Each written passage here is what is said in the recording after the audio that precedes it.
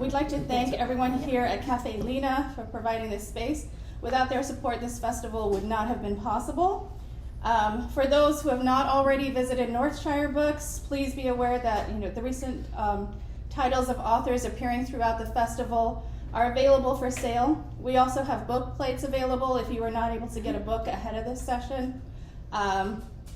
Or if we just got started. So there's also a pop-up bookshop at the library as well that you can purchase all the books of the authors that you see today. Also, I know we're just getting started, but mark your calendars for 2022, October 22nd, 2022. We hope to be our next annual book festival. And with all of that out of the way, please help me welcome and thank our authors whose time and generosity during these uncertain times contribute the most to making this festival a great success. So with us here today are two talented writers of historical fiction. We have Armando Lucas Correa. He's an award-winning journalist, editor, author, and the recipient of several awards from the National Association of Hispanic Publications and the Society of Professional Journalism. He is the author of the international bestseller, The German Girl, which is also being translated to 15 different languages in 30 different countries. Currently, Armando lives in New York City with his partner and their 3 children. Kim van Alkemade has written, I'm sorry if I pronounce it, has written 2 historical fiction novels, Orphan No. 8 and Bachelor Girl. Her creative nonfiction essays have appeared in literary journals, including Alaska Quarterly Review, Cut Bank, and So to Speak. She was born in New York, and earned a bachelor's in English and History from the University of Wisconsin-Parkside and an MA and PhD in English from the University of Wisconsin-Milwaukee. She is a professor in the English department at Shippensburg University of Pennsylvania, where she teaches writing.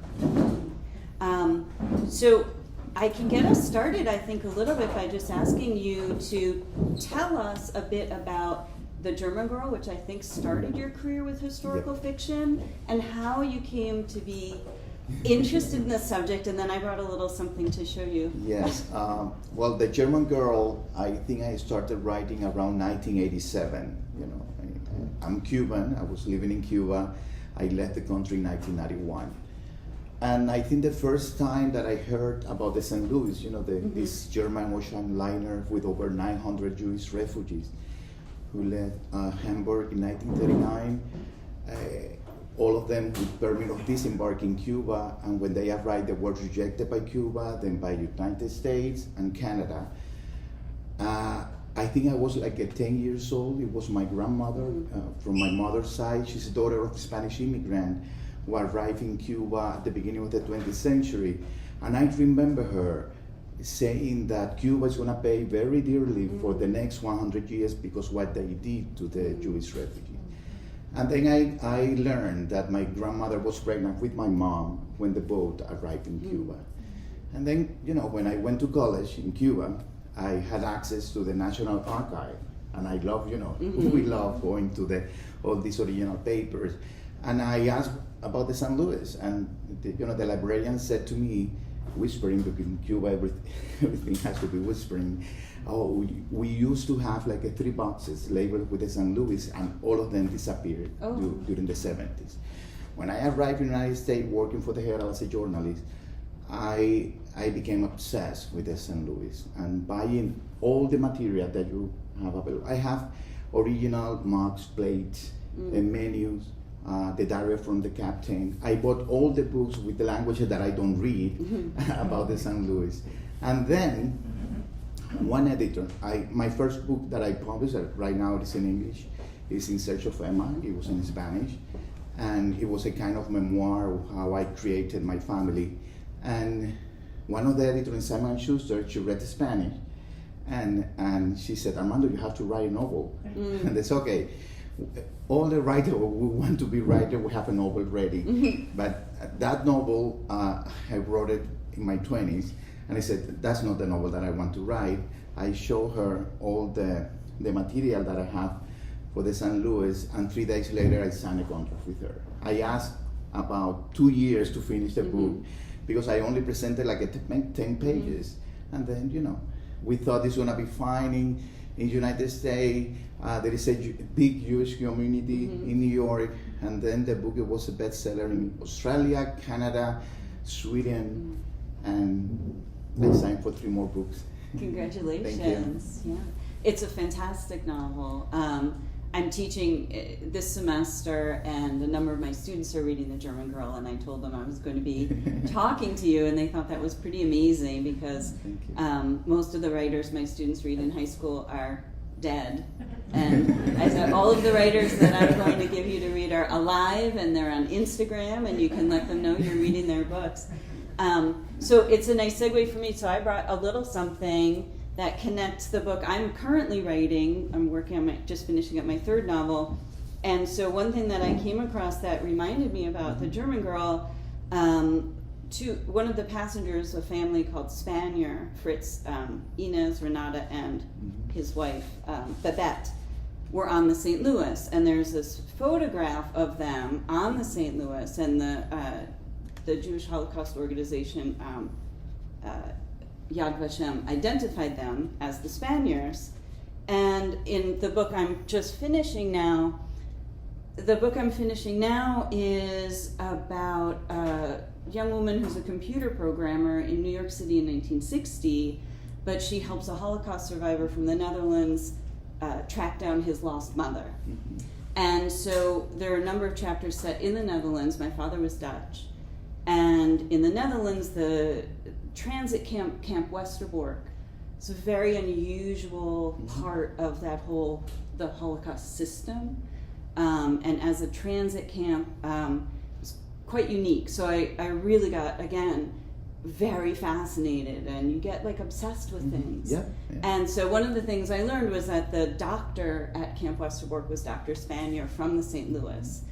And so I made a copy for you. This is the Jewish Council in the Netherlands had an index card that they typed up for pretty much every Jew in Holland, so they could keep track of everybody. And of course the Germans co-opted this information and used it to organize their deportation. But Dr. Spanier was the particular doctor to the Commandant Gemmeker of the camp, and he survived. And what you see on his card is he, after the St. Louis, ended up at Westerbork in 1940 and survived there until 1945. Wow. And these cards are scanned, and they're part of the archive at the Arelson Archives, and you can see them online. And for every card where after the war it was documented that the person had survived, they write "in leven," it means alive, with an exclamation point, because so few of them were. So I just love that little connection. Because when you see all these pictures, they are real people. And when I went to the Holocaust Museum in Washington D.C., they have, the whole archive of all original pictures, document from the boat. And I know this picture very well. And I'm gonna put you in because all these survivors, all the children of the St. Louis, this is the one who are survivors now. I call them my original girl from the German Girls. They are my friends now. 3 of them live in New York. Every time that I do a presentation, they are with me. And one of them live in Toronto, Ana Maria Carmen, and I call her the Mexican of the St. Louis because they went to Holland. Did they? And she was like 4 years old, and she learned Dutch. And then after the war, they were liberated. They live in Sweden, and they ended in Mexico. And she speaks Spanish fluently, but because of the book, and we did a lot of tour in Canada with her, someone from Holland sent me an email that they found a lot of pictures of these old Jewish people from a photographer that died and left the archive, and they did a big show with them. And then she wanted to contact Ana Maria because one of the survivors was living in Switzerland, and she remembered her.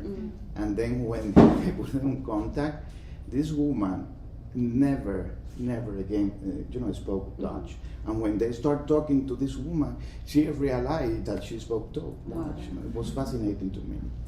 And I think that's the amazing thing about writing historical fiction is we start with things that are true, But we're not writing history books, we're not writing articles. The thing I like the best, having written a dissertation, is that I do not need a thesis and I don't need to support it. It was a little hard for me to get used to the way we use our research and documents. We don't have footnotes exactly. We don't plagiarize, but we use everything. And everything is real. Everything is real.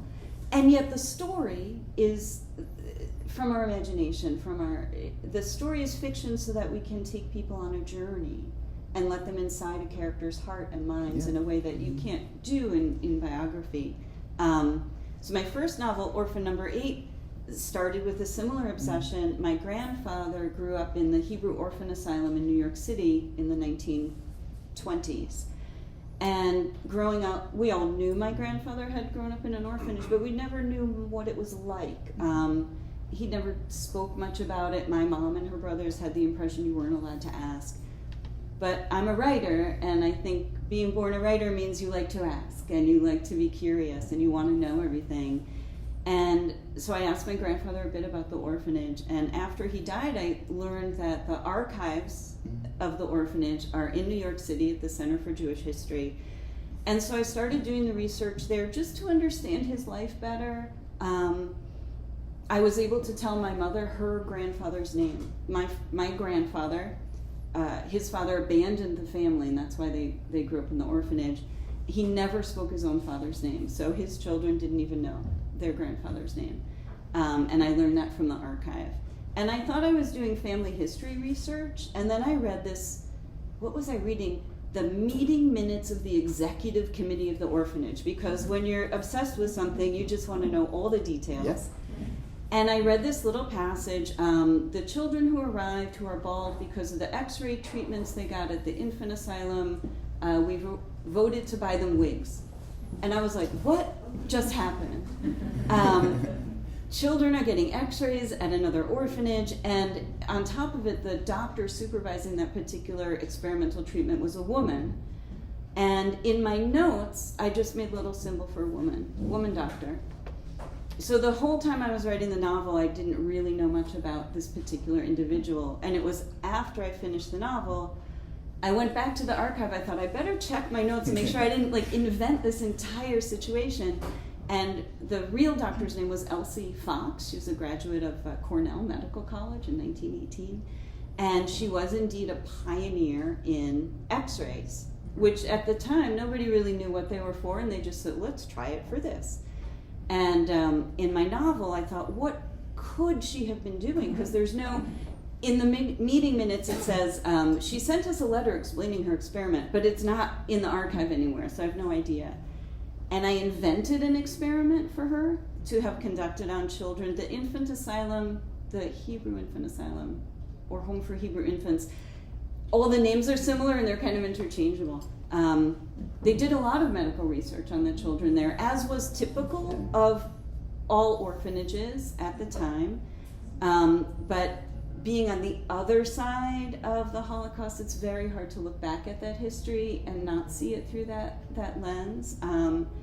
So it was hard to read about, but it was so interesting. And the question the novel poses is, what if one of those children got to meet that doctor later in life as an adult? And so the premise of the novel is one of the girls in the experiment, grows up to be a nurse herself and is working at a home for the aged when that doctor becomes her patient. And now she's the one who's in control. And and it started as a question, an This obsession. is the brain of a writer. Yeah, you take all the things that are real, but you make the plot and the story.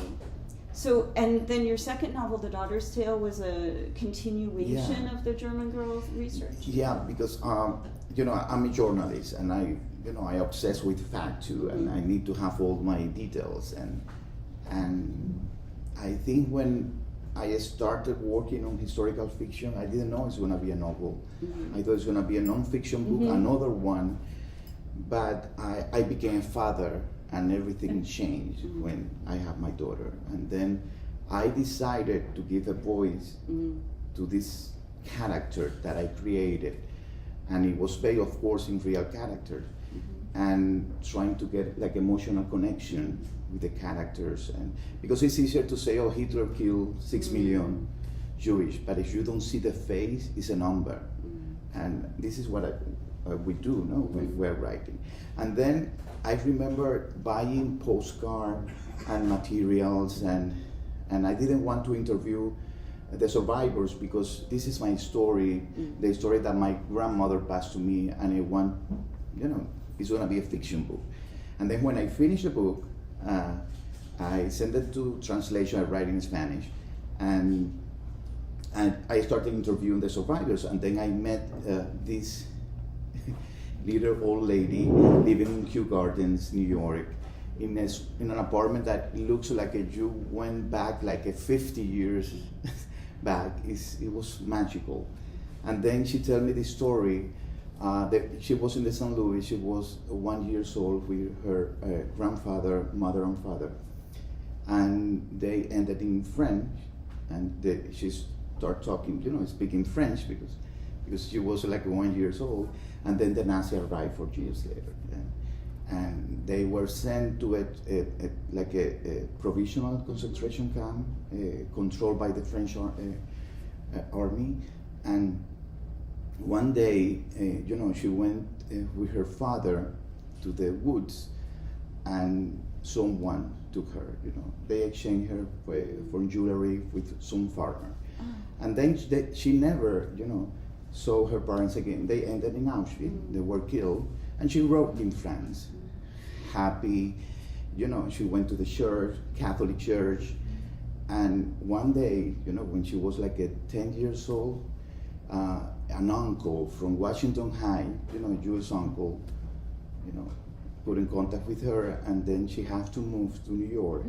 And her only language was French, living with this family, a very, Orthodox family, and for her it was like a nightmare, another nightmare. For her, the loss, it was more the French mother than the German mother, because she was too small. And then I talking to this woman that she felt lost all the time. She go to the pharmacy and she felt someone abandoned her. Even today, I was writing about a bookstore owner in France with 2 daughters. And then I created the whole story. I have to transform my whole book because I want that the climax of the book has to be this mother abandoning his daughter, and the only way to save her, it was abandoning her. And everything changed when I received then a postcard, one of the tons of postcards that I bought about the St. Louis. Someone sent me one about Oradour-sur-Glane, And this was a small town in France, in the south of France, that one day, a beautiful Saturday morning during summer, the Nazi, the SS arrived to the town with the French army. They put all the men outside and all the women and children inside the church, and they burned them alive, all of them. The whole town disappeared. And when I saw the postcard, I thought it was a couple of streets.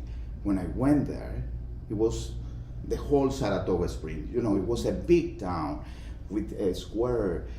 And I said, okay, I have to include this too. And I was mixing a lot of his stories in this book. And in The German Girl, I put the bibliography at the end because I want the people to know that I, took all this information from real books. And but for the daughter cell, I keep that aside. For the one that I'm writing now, I have to put it again, I think. Yeah, I have the same thing. In Orphanate, I have a bibliography, and in Bachelor Girl, my second book, which was like a really different subject, so for the second book, one of the other tiny tidbits of information that I learned about this orphanage was that apparently the New York Yankees were thinking about buying the orphanage and building Yankee Stadium in Harlem on the site of the orphanage. They had 2 entire square blocks. And of course it never happened. But it was the front page news in the newspaper, January 1921, and I thought, how? Like, what happened with this? How did that ever occur? And I was actually looking for information about that when I read about this woman doctor conducting X-ray experiments. So that became the book. But then I returned to this whole idea of the New York Yankees. I got really interested in the owner of the Yankees at the time, Jacob Rupert, and the big mystery about him was that when he died as a bachelor, he left a fortune to an unmarried young actress who said, I don't know why, we were just friends, and everybody assumed that she must have been his mistress, but she swore, she said, no, he was like a father to me. And so again, you know, the imagination of the writer comes in, and I want to imagine what could be a story that would explain this kind of relationship and this kind of gesture to let someone inherit a fortune, and then also what would have been the backstory behind the orphanage, and how might it have been involved with the New York Yankees, and what might have gone wrong there. And so that's became the Bachelor Girl. And yeah, it's all those facts, but then you do want to take that step back so that you can have your imagination. And like you, afterwards, I often find things that I thought I imagined, but that turned out to be true. Exactly. That happens for you too? Yeah. And I remember when I finished The German Girl, my editor said, had you been in Berlin? Oh yeah, I was in Berlin 1988. No, I haven't. I'm gonna go now. I'm gonna check if my, is Hannah can run in 5 minutes to this point to meet Leo, no? And then when the book was in translation, I went to Berlin, I went to Auschwitz, because you need it, I think. For the daughter Stella, I went to Orador-sur-Glane at the beginning, and thank God that I went, because I see the dimension of the tragedy, and it helped me, I think. Yeah, and so traveling to these locations, even decades later, like you said, you can still see, can you run in this amount of time? Exactly. I love setting things in New York City in the early 20th century, because there are so many traces, and I still can see them. And if you don't know what you're looking for, you would never know. But there's on 130, I think it's 138th Street, there's a wall and a gate, and now it leads into a playground in an elementary school. But I look at that gate and I say, that was the gate that would be locked every night around the Hebrew Orphan Asylum. And there are some steps that lead down to where the polo grounds used to be. And those are the steps that you used to have to go down to see the Yankees and the Giants play at the Polo Grounds, and that's all gone. And so being able to go to locations, it's so important. So you get to travel a lot. Oh yeah, I love to travel. That's but sometimes it sounds too real, but it's not real. And I went with one of my editors. I have a lot of editors. We went to Israel, and after we finished our travel to Israel, we decided to go to Petra, and then we went to Eliad, a small town. We took a van with a lot of American Jewish tourists that they want to go to Petra to, and then I sit in the front, and back is my editor, and the woman close to her had The German Girl. I start reading, because the travel is like 4 hours, and then she, he's the author, I am the editor, and then I listen behind. This woman is saying, I am pretty sure Leo is alive. He, because if you don't read it, but he died in the middle of when they're returning. I said, no, I'm sure he's alive and he survived the war. I said, this woman thinks that Leo is real, because the people create, and Umberto Eco, the Italian writer, he wrote the Foucault's Pendulum, I think it's called in English, and he put it on one of the book. One of the reader said to him, and he was very, very knows about the fact, okay, if this character walked for this street in Paris, in that day, there were no fire in that building. It was 2 years later. And Bertocco knew that, but he wants to put the fire because it was important at that moment for the. But this is the kind. This is fiction, but everything is based in real stuff. Yeah. And there's a point at which, so sometimes when, I'm sure it's the same for you, you're researching and finding all these facts, But then there's the moment where you're like, oh no, the story wants this. And that's what I sometimes have to remind myself, the story is the most important.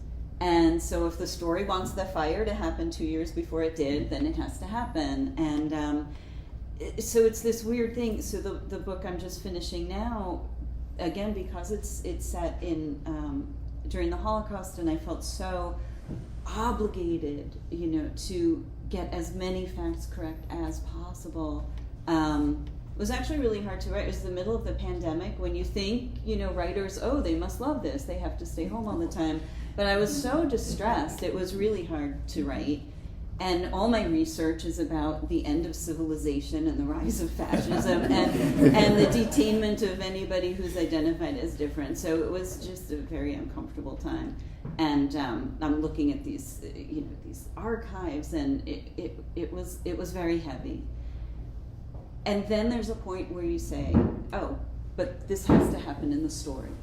And so I can move this around. Here's something that really did happen.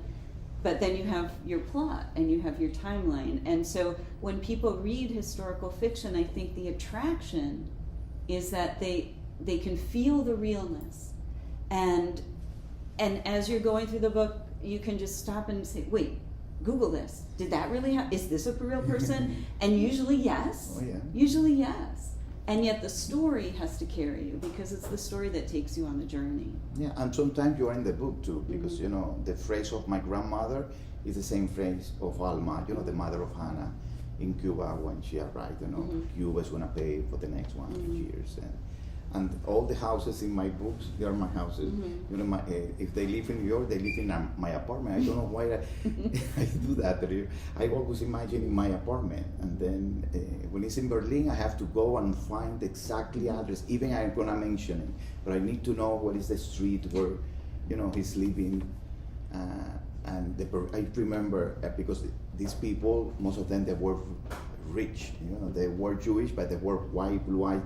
They thought they can survive Hitler, and they wait until the last minute because they have a lot of money, but they lost everything. And then I want them to know what exactly clothes they have, the kind of perfume, what is the kind of houses that these people have, because they are not religious, in which part of the town they were living. And I love it. I love to do that, all of that. Maybe you're gonna use it in a sentence, Exactly. I remember in the daughter's tale when they burned the books, and this woman is saved only one book, and the husband said, you have to save one book, choose one. And this is her, and then she decided to save this book, but the books, they are burning outside. And I want to learn how to smell the book, because they are not like this book. They work with leather and I spent months reading about the books from the 40s and the 19th century. I mean, the burning, what is the smell? And I use it only in one sentence. Yes, I have many sentences like that where I read the sentence and like, oh, I remember the book I read to write that one sentence.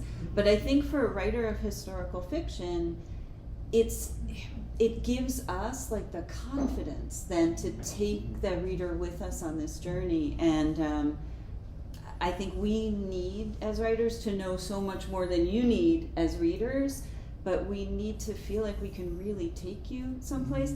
I have the same thing. I still have my idea board on the wall for the book I'm just finishing, and I found the house that my characters live in the Netherlands. I found the house that they live in Greenwich Village, and I printed out and I put it up on the wall, and I have their address, and I'm like on Google Earth looking at things, because you just want it to feel, if it feels real to us, and then it can feel real to the characters, then it can feel real for the readers. Yeah. And right now I have a new editor, in Simon & Schuster. He's a great editor, but it's the first time working with him. And then he's editing my next book, The Night Traveler. And this family, from Germany, they arrived in Havana. They have a furniture store, and all the furniture, they were heavy, strong, because this is the kind of furniture. If you are rich in Havana during the 40s, you have to buy the heavier, the better, you know. But I think he was thinking in I Love Lucy, 40s and 50s, with all this light, white and clear furniture. Say, Armando, that's impossible to have that kind of furniture in Havana. Who likes that kind of furniture? I only write Cubans. You know, but you know, it's learning, because if I put that information, it's because this is the real information. No, it's not because I am thinking or imagining things. Yeah. You know. Let me just check. I have no idea what time it is, so I'm just going to call out for a time check. How are we doing? It's 10:35. Should we invite some questions yeah, from of course, people yeah. and see what you'd like us to talk about? We have questions here. Yeah. I'm dying to ask this question. A popular book right now is American Dirt. Mm-hmm. I cannot remember the name of the author, Mm-hmm. but she's attracted a lot of some negative publicity about writing the story of this incredibly tragic trip these people took from lower Mexico to get to the American border. And Oh, she's been- I know what you, Mm-hmm. American Dirt. American yeah, American exactly. Dirt. And she's been criticized, I believe, Mm-hmm. because she hasn't experienced that exact Yeah. Mm-hmm. trip or those exact experiences to the extent I understand the criticism. What do you say to critics that make that objection? I remember because she was selected by Oprah, you know, and I did a lot of interview because, you know, in my other side, I am editor-in-chief of People en Español, and then, you know, I always have to talk because of the Hispanic, and then, you know, I read the book, and the book is like a thriller, and you have to read it that way. But because she, you know, the book is about some kind of Hispanic, you know, crossing the border, the truck and everything. They wanted, I think it was a marketing issue more than the author, you know. The editorial marketed the book like this is the Hispanic part of the story and we need to learn about these Latinos. It's not.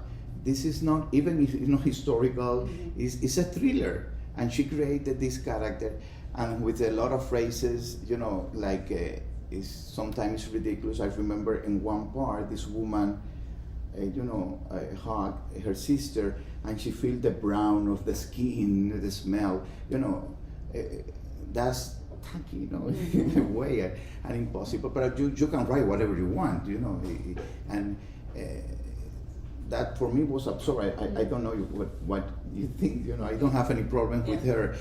What is the problem? She said that they were immigrant. It was marketing, everything was marketing, and there were no immigrant, you know, she's an American for 4 generations, and her husband, I think, came from Ireland, her parents, something like that, like everybody in this country, and you know, I think it was a marketing issue. Yeah. But you know, you don't have to be a Latino to write about Latino. No, I know. Every time that I presented the book in the JCC, you know, the Jewish community, they said to me, Armando, I know you are Jewish. I know you have to have, you know, maybe, you know, my grandparents came from Spain, maybe 500 years ago. We have some Jewish blood, but you know, I don't have to be a Jewish to write. You don't have to be an orphan to write. You know, that's part of the. And I love that the people think that we're immersed in the reality. You know, you don't have to be an alien to write about science fiction. Yeah. I remember an anecdote because when the Color Purple, you know, the movie, the Steven Spielberg, they were asked to direct the movie. Say, how am I gonna, you know, I am not black. I am not the right person to do that. I said, and you are an alien. Every time that you know, and. I am open to do it, you know. I don't have any kind of issue with it. And it's a great book. It's fun. It's fast. Yeah, and I think marketing is a huge part of things. And I agree. I think that because that book got so much marketing attention and then it invited a little more scrutiny. I know for myself, you know, my father was born in the Netherlands, but my mother's a Jew from New York. And we never spoke Dutch at home. And also my Jewish family was not religious. So in some ways I've always felt like not Jewish enough and not Dutch enough. And yet, as a writer, it's sort of the perfect position to be in because you have a connection that it feels authentic to me. I feel like I'm in a good position to tell these stories, and yet just enough of an outsider to be able to pose those questions and to be curious. And I think many writers are just on a little side, a slight fringe of maybe the community or the history that they come from. But absolutely agree, you can write whatever you want, and it's really about how you and be honest and how you connect that with your. But there's always a connection. Yeah. I think always a connection, and when I always present in the book, they let me know that because. You know, at the end, I am a Cuban refugee. I left everything in my country. I had to start from zero. I came here with 30 years old, and the anecdote of the book happened to me. I remember living in Miami. I won all my books from Cuba, and my grandmother, said, "Oh, a woman is going to Miami, but she's only carrying one book." And then it started. It's going to be the biggest one. It's going to be the smallest one. You're going to have to choose one book. And I use that anecdote in the book. It's always a connection. And when I'm promoting In Search of Emma, that is nonfiction, someone said, all your books, they are connected. Someone said that. And said, the German girl, the daughter Estelle, is always about a little girl. And they say, okay, your books, they are in that. I'm using it because, I like it. They said, your book is because, we are always afraid of the other one. We're afraid of the people who has a different skin color or a different accent, believe in a different God, or have a different sexual orientation. We are always afraid of the other one until we realize that we are human beings, but we are all different, and respect the difference, then it's going to be better. Yeah. Well, thank you. Thanks for that question. Other questions? Don't be shy. Thank you. Yeah. I'm not exactly sure if it's exactly for this genre, but what's starting to worry me is since everything now is in the cloud, you can't really go back to like letters that people have written to each other. How are you going to come up with going back and getting some information? Oh, that's a problem for the historical writers of the future. I have to say, one of the things I love about setting books in the past is they don't have email, they don't have cell phones. I think it must be so hard to plot a novel set in a contemporary world. How would anybody ever have that moment, like, where is it? You text them, where are you? Send me your location. But in the past, it's so fun to think about how long will it take for that letter to get there? Will it go astray? When people lose track of each other, they just lose track of each other. They bump into each other, and it's always amazing. So I don't know how the future historical fiction writers will do it, but I like that. One of the reasons I especially like maybe setting they want to fiction. communicate with the mind, and they don't need the phone. I mean, yeah, you can make up everything. Yeah. Since you can't go back. But one thing that is nice in the contemporary technological world, like I said, is, I'm on the Google all the time. And I have no problem checking Wikipedia. Like there was a moment, Everything, like you said, a sentence. I have a doctor writing something in 1950. And you can buy a book immediately. You If can you want buy a the book book from immediately. Spain, Yeah. you can have it in 2 days. It's so true. And I was like, oh, would he write with a magic marker? Nope, they weren't invented yet. So then he writes with a crayon. So little things like that I benefit from, even for the historical fiction. And yeah, I also love to get the old books. And those are also much more accessible to go through some of the online booksellers. So yeah, in my novel, the nurse in my novel has the 1920 volume of the nursing manual. I have that from 1920. So I like living in this age and writing about a past one. I don't know you, but I am a slow writer. I need my time to write. I can't write a book in 6 months. That's impossible for me. But when I have a full-time job at the same time. Every time that I sign a contract, I said I need between 3 to 4 years. That's my standard. But I realized that during the last century, Balzac needs like 20 years because they don't have everything that we have now. You know, you have to travel to some point to find some document to write about it. Right now we have everything close, Yeah. and we're lucky. We are lucky. Yeah. So can you tell me about, either one of you or both of you, about your writing process? Do you write in the morning? Do you write, do you have to go somewhere secluded? Can you be around noise? The writing process. I'm actually teaching my last semester now. I'm doing a early retirement, so I can just focus mostly on writing. I published my first book right when I turned 50, or finished it around that time, and I feel like it's such a lucky opportunity to, have an editor at Simon & Schuster, so I don't want to disappoint her. And I'm also a little slow. I think every editor would love a writer who could write a book every six months, and that's never going to happen. So it takes me a little time. I have a writing room. I have a big wall full of pictures that I put up and ideas and things that I need to look at while I'm writing that particular book. And morning is best for me. It's weird. It's like any day I don't write 500 words, I feel bad about myself, which is stupid because not every day is about that. And yet it's kind of like in the back of my mind. The first draft is the hardest for me. You start from there's so much information, but you're also starting from nothing.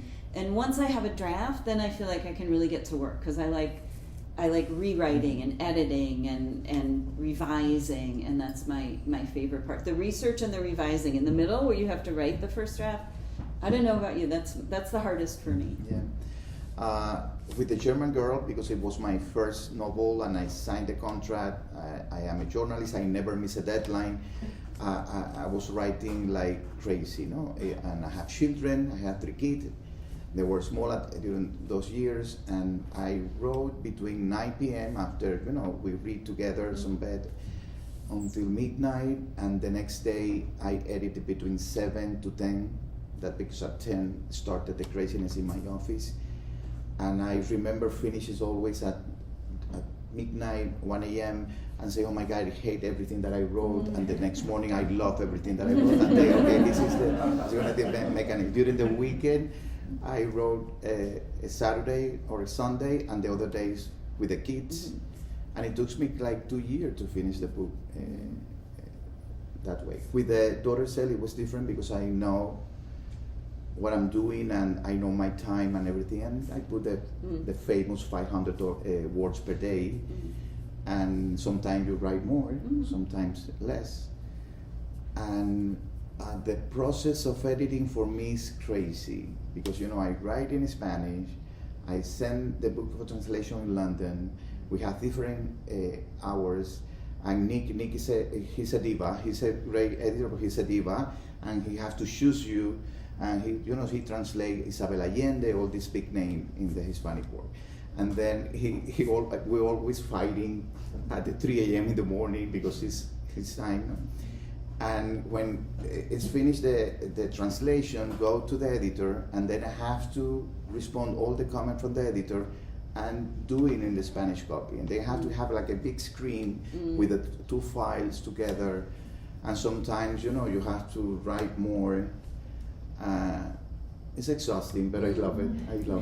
Yeah. Right now, because when I'm writing, I have to write only write. And with this one that I'm writing now, I am in the 1,000 word per day. I'm doing it, and this is something that I started like 6 months, and I love it.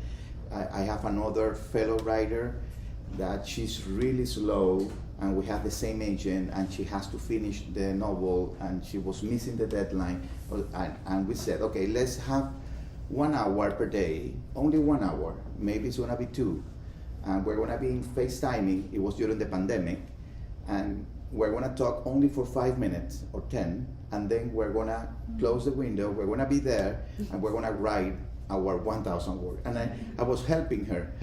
I finished 80,000 words in 6 months. Oh. Of course, I'm gonna cut most of them, but you need some time, some help for the discipline. But because I am a journalist, I know that I have to write every day.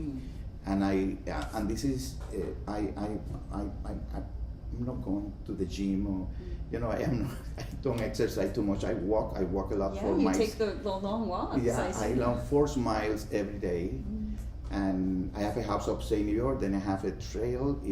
When I work in the city, I walk back and forth from my office, but when I am writing, this is my zen zone. This is my therapy. This is my meditation. This is my world.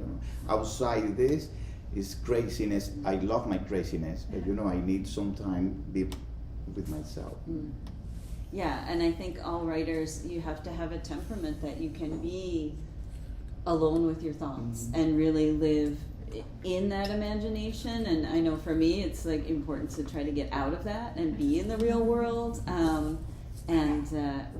During the pandemic, it was very hard for me to concentrate. I came up with many creative ways to sort of You're going to be a procrastinate. full-time writer now. Full-time writer. This is the last Congratulations. of my... Thank you. I'm very excited about it. That's the dream for That's the all dream. of us.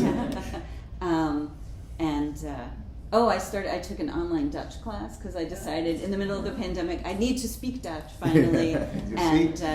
It has been helpful. I mean, it's een heel klein beetje, maar it has been helpful with a little bit of my research, and I actually am looking forward to continuing with that. But yes, now that I can stay home and work without being afraid that the entire world is collapsing, I think it'll be much better.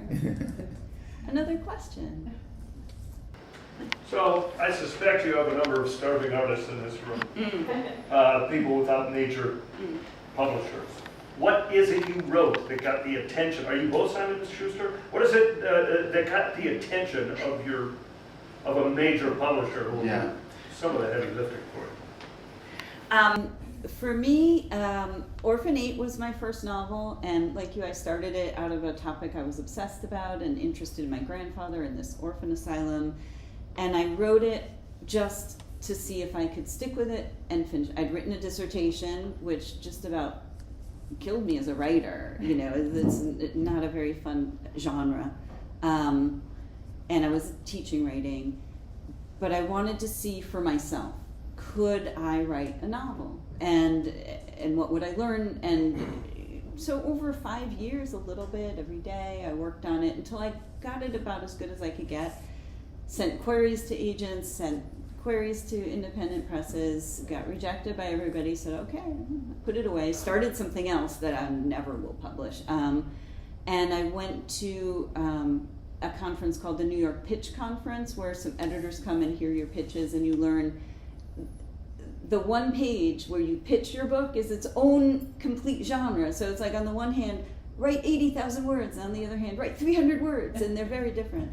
And at that conference, I met the editor, actually from HarperCollins, from William Morrow, who bought the first book, and then landed with Simon & Schuster for the next ones. So luck, but if I hadn't done it, if I hadn't written the book, for no one except myself, I would never have had that luck, but very much luck in crossing that path at that moment. Yeah, my experience is different. No, I always wanted to be a writer. In Cuba, I went to all these small clubs when I was a child. I wrote a play and won an award, and then I left the country, and then I need to survive, make here a career. But I also was writing. I have chapter from The German Girl from 1992. Because I saw in the computer they had the date. And one day, one editor from HarperCollins came to my office, and I thought he wants to write that we prepare a book about celebrities or Hispanic legends in our market. He said, no, I want you to write about how you created your family. And they, okay, I never talk about my private life, but he convinced me, and then I did it. And thanks to this book, one editor read it in Simon & Schuster, and she mentioned you have to write a novel. I presented the story of the St. Louis, and with only 10 pages, we sold the book without agent. I didn't have an agent at that moment. And then when they want me, because the book started, before going to publication, some country, bought it. And then he said, okay, we need to sign a contract. I said, I have these two ideas, but she was my editor, but at the same time, my friend said, you need an agent. And then it was like, because they want my two books. It was like an audition in my office. Every day one, and it's terrible because when you say no to them and they are big names, they're gonna hate you forever. And then I make a decision, but I write in Spanish and it's hard for someone, sending my book to translation, coming back, and they pay, Simon Schuster paid for the translation, but it's hard for her to decide that. When my editor left Simon & Schuster and started like an agent in Writer House, I moved with her. And then, we work together, we're friends, we talk every day. And she's part of the process, and it's completely different. And now we sold another 3 books. I hate that, believe me, but this is part of the business. And I feel like I'm in jail for the next 10 years. But I like my dream is become a full-time writer, and maybe in a couple of years, I can do it. But I think that if you talk to my agent, because all of my friends, they want to write a novel, I say, okay. I gave him the number and the email. But she said, right now, you need to have a book. If you have a book, I can read it, we can work on it. But you need to write the book. Yes. This idea to have a couple of pages, for example, the Daughter Estelle, it was a paragraph that I sold. And the Night Travel, it was a sentence. It was but it's because the German Girl sold here 500,000 copies and almost 1 million around the world. And then they feel secure. Maybe they can lose some kind of money or not. But you need to have the book. Yeah, the first book you have to write. And for example, my agent, that was an editor at that moment, she's all the time looking at Amazon, who is the self-publishing book that is selling more than 10,000 copies. And then she found a woman who sold 200,000 copies. And they make $1 million contract with her. I think I'm talking too much. and she was very successful, and then she decided to go back to Amazon, and Amazon offered the double, and then she's back to Simon. I don't understand, because she's moving. I am very conservative. I have my partner for 30 years. I have been working with people for 25 years. I hate changing agents and editors, but this is the reality. Right now I am with the 3rd editor in Simon & Schuster. For the first one, it was my agent, I become my it was my editor, became my agent. The second one, she was promoted, I moved to HarperCollins, and now she's running an imprint. It's good for me because we have a great relationship. And now I have Peter, I hope it's gonna be forever with him. But people move all the time. And this woman that received the $2 million from Amazon, now I read that she's in another imprint, and a small print. I don't know. They paid $3 million to move to there. It's crazy. Yeah. And just so you know, most of us are not making $1 million. No, of course not. The reason I can now be a full-time writer is because I've been at my university long enough to qualify for the healthcare benefit upon retirement. So there are real, This is we're talking about a fantasy. Yeah. The real world is different. And the J.K. Rowling story is a unique kind of situation, but even. I feel incredibly. I have friends who are writers and teachers. Very lucky, very much so. And now with the 3rd book, now the editors at Simon & Schuster, they're like, let's see. And for example, there is and I'm not saying that it's a bad novel or a good one, but I have a friend who finished the book. It was self-publishing Amazon, and she was lucky that someone in TikTok, that is Book Talk, put the book, some Kardashian, I think it was Chloe, reposted, and she sold 500,000 copies. And now she's when you go to Barnes & Noble, they have a book talk, #book talk table, and the book is there. But that's lucky. I don't know what it is. I know, that's the next thing. And maybe I haven't read it. Maybe it's a good book. I'm not saying that. Yeah. Well, and then for selling books, a lot of it is marketing. Can you describe the book? What is it about? And then there's also then the experience of reading it. And I think that being able to market a book and sum it up in a way that's really exciting is the first step. But readers have to have a great experience, and that's when they tell other people, like, Exactly. let's read this in our book club. So, the German Girl This is the best marketing. Yeah, and people are still buying the German. Yeah. I'm still assigning. And for it example, to my book, they didn't spend. It was a debut novel by a Cuban. It was a translation to have an idea in the United States. Here you only read 1% of translation, and that's hard to her book. And then it was a risk for them, and they didn't spend because some other authors are spend your marketing in every place in online and what is the name of the Amazon one where all the readers go there? Goodreads. They spend a lot of money in Goodreads. But for me, it was because someone read it. The other one, it's the pass along of the book. Yeah. It was the importance. And until today, I still selling every week a couple of copies. Yeah, with Orphan number 8, for me, I went to Jewish Book Council has a big event.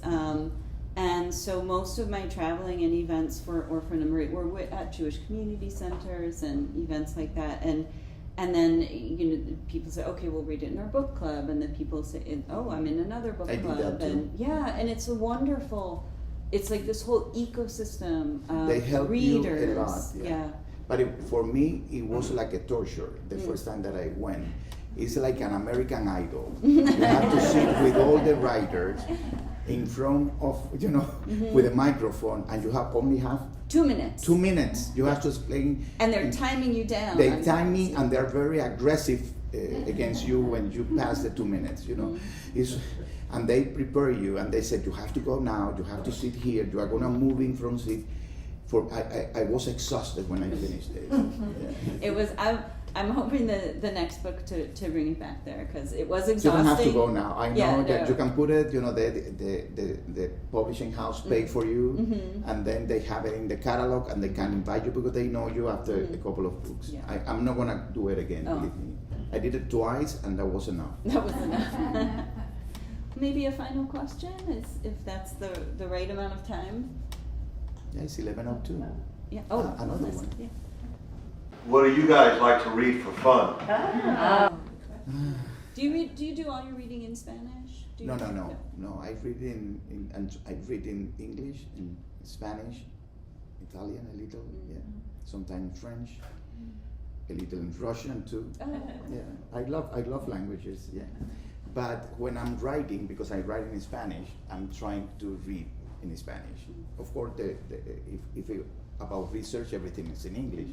But when I'm writing, because I want to keep my Spanish clean, and living here, you use a lot of English word. I'm trying to read in Spanish, but I am a fiction reader. I read around 2 to 3 books per week.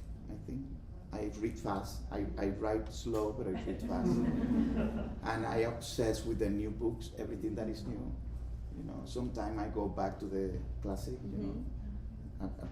Because I have a daughter, she's 15 years old, and I can't put pressure on what she's reading, because if I recommend this book, she's never going to read it. But I bought it, I put it there, and then I realized that she read, 100 Years of Solitude.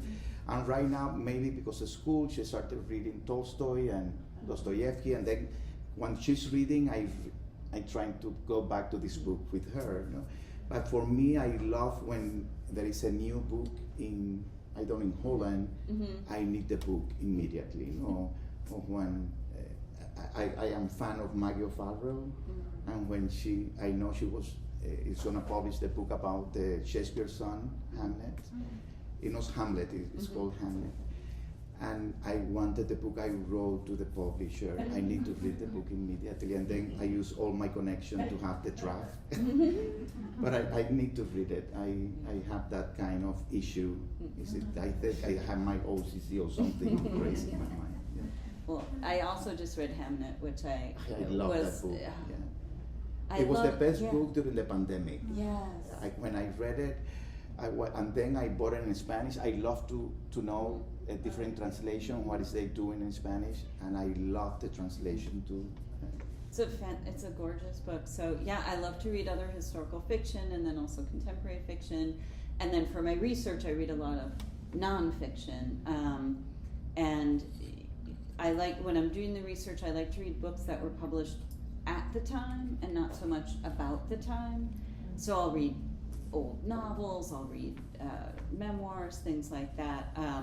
But yeah, I'm just finishing up the work I'm doing on the book I'm finishing, and so now I have a nice window to read other people's books, and it's just, yeah, such a joy. So, But that's another issue, because with your agent and the editor, they send you a lot of books, and you have to be nice, because by the way, actually, you gave me a beautiful blurb for my book, and I really appreciate it. But sometimes, I don't know you, but I receive tons of books, and I have to say to my agent, please let me know which is the one that you want me to read, because I don't have time to read all these books, no? And you want to help other people. You know? But I love to read, you know. Reading is, and I am the kind of writer, I always try to help other writers and present my editors and my agents and my translator, because I think, you know, nobody reads one book. You know? For example, I am a friend of her, you know, and we have the same agent, but Isabel Allende, during a presentation, she said, I never recommend a book, I never gave a blurb, because that's competition.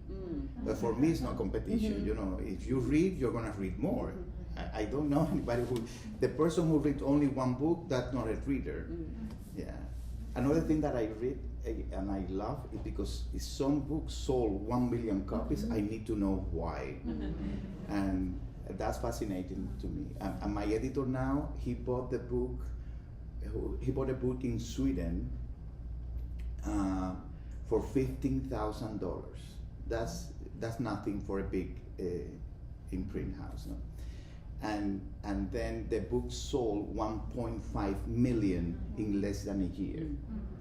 And they made the book because of United States. They made the movie in Sweden, and now Tom Hanks is gonna make the movie. But he has that kind of vision, and I think it's a good book. I enjoy it. A Man Called Ovi, I think.